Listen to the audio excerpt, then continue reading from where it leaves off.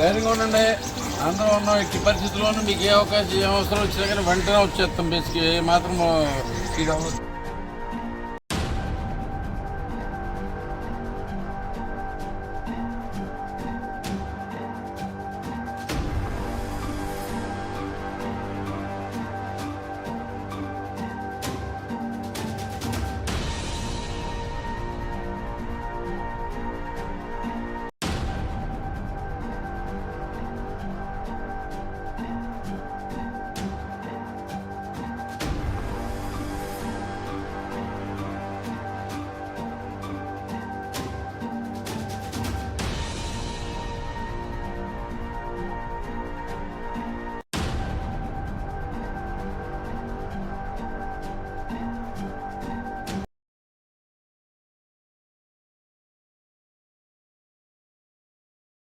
ఇప్పటి నుంచో గుడివాడిని ఇబ్బంది పెడతానే ఉంది. ఇంతకు ముందంతా సాధ్యమైనంత వరకు పొలాలు మాత్రమే ముంపుకు గురయ్యాయి.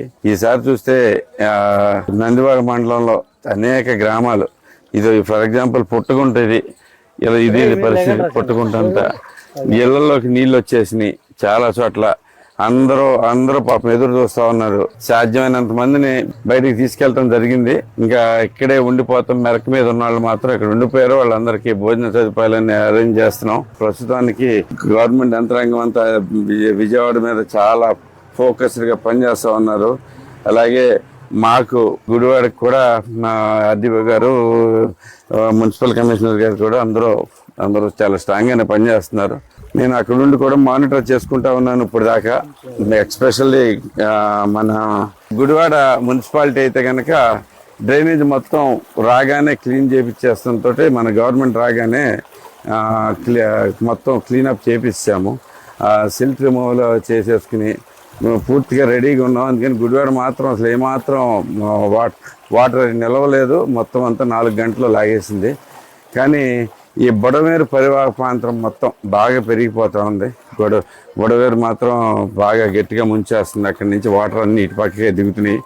ఈ పుట్టగుంట గ్రామం మరీ బాగా దెబ్బతింది. అలాగే పెదలింగాల, చిన్నలింగాల, చేదుర్తిపాడు, ఒద్దుల మెరక, ఈ 4 అయితే కనుక చాలా బాగా దెబ్బతిన్నాయి. మొత్తం అంతా మునిగిపోయినాయి.